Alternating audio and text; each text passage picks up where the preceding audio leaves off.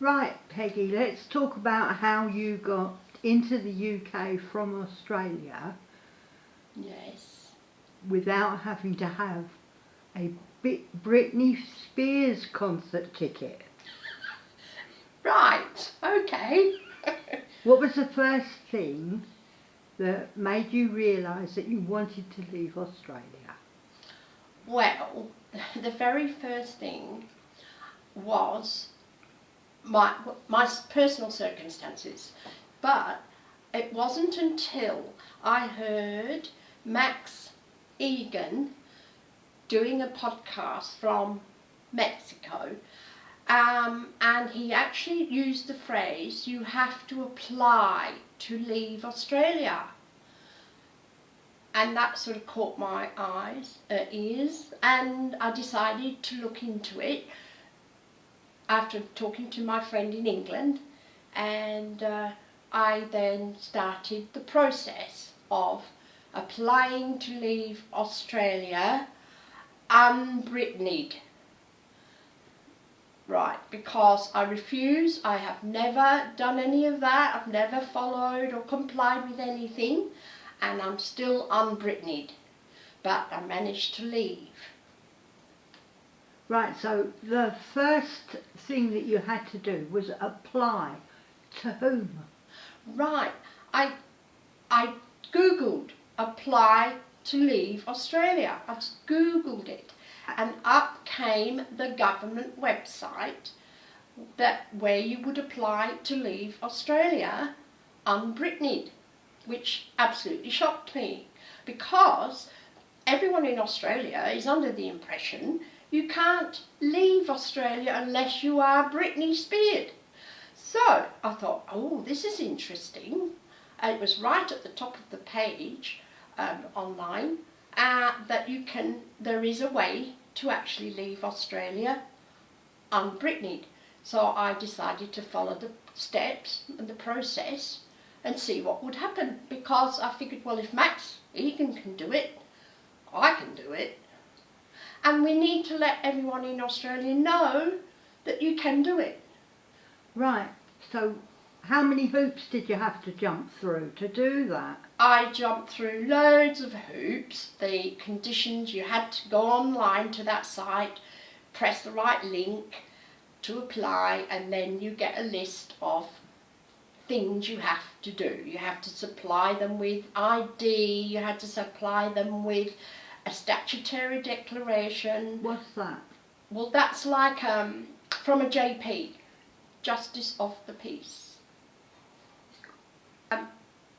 Are required to get this permission to leave, and one of those conditions, there was a list, like I said, was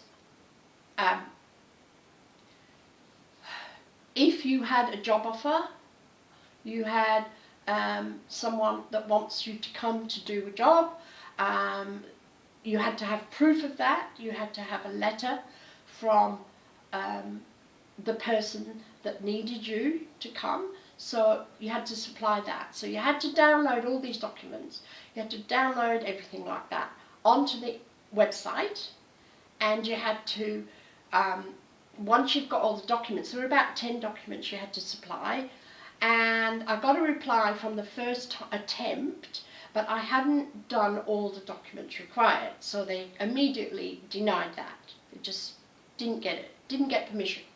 So I redid it and made sure I had every single document that they required sent back to them, and within, I think it was 48 hours, I got an email back saying I was able to leave Australia.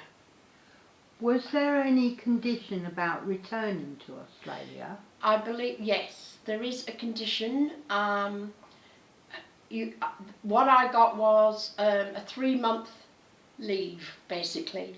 I had to be out of the country for a minimum of 3 months. Why? I believe it was because if you want to return to Australia after the 3 months, you wouldn't be able to do it unless you are speared, Britney Spears. So I believe that was the condition of returning to Australia. So you got somebody in the UK to offer you a job and put it into writing. Yes, yes. And then once you had that paperwork all together, Yes. what was the next thing you had to do? Just go and buy the tickets? Oh, no, one of the conditions was, of course, I had to have a negative test Oh yeah. within 72 hours of flying. Right. So I arranged that to have that done at the airport on the way out. Of course, 72 hours. And they said online, they tell you, it takes 90 minutes to get that test result.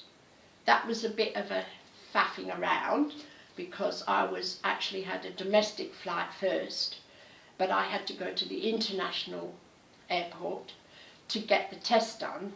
So then I waited for the result of that before I went back to the domestic airport to check in. I didn't want to check in until I got the negative result. Right. So you flew from Brisbane to Melbourne, and then from Melbourne to Abu Dhabi, and then from Abu Dhabi to England, to Heathrow. right. Did you have any problems at all on the way? I had a couple of problems. Now, one was I didn't have to wear a mask. That was really good. I didn't have to wear a mask because I have got an exemption. But when I showed the exemption, it was out of date. So that's really important. Even though you've got an exemption a year ago, it's useless. You have to have an up-to-date exemption. So I argued with them a little bit about that, but they accepted the fact that I still had health problems, so I can't wear a mask. That was okay. That was in the airport. Not sure which one now. But the only other problem I had was leaving Abu Dhabi on the second leg, the last leg, and I got to the gate to get on board, and my, what did they call it? Locator form, wasn't That's it? right, passenger locator form. You must complete that properly, because I filled it in online and I printed it out, but it didn't have the QR code little square on the letter that I printed out on the form. They wouldn't accept that. It had to have, and then I was stressing out so much, but I was luckily a chap at the airport took the phone off me, went through, looked it all up, he saw that I had permission to leave, so he fixed all that tech stuff up with, and I got through the gate and I boarded the plane. Then I had a bit of a breakdown. No. So that guy was an employee of the airport. Yes. He Sounds was like fantastic. He was so good. So look, I can't think of any other real issues, but I just want, the reason I'm doing this is to let everyone know, it doesn't matter where they come from, it doesn't matter what passport they've got. I had a British passport, I've got a British one, but an Australian can do it because Max did it, so it doesn't matter. If you want to leave Australia, there is a process, you can do it. I did it. I started the process in November after listening to Max, and I arrived in England January the 24th, just gone. So, and what about when you got to Heathrow? What happened there? absolutely nothing. I was amazed. They didn't look at my passenger locator form. I scanned my passport in that new scan thing that they now do. You just walk through. Scanned that, the gate opened, I walked through, bosh.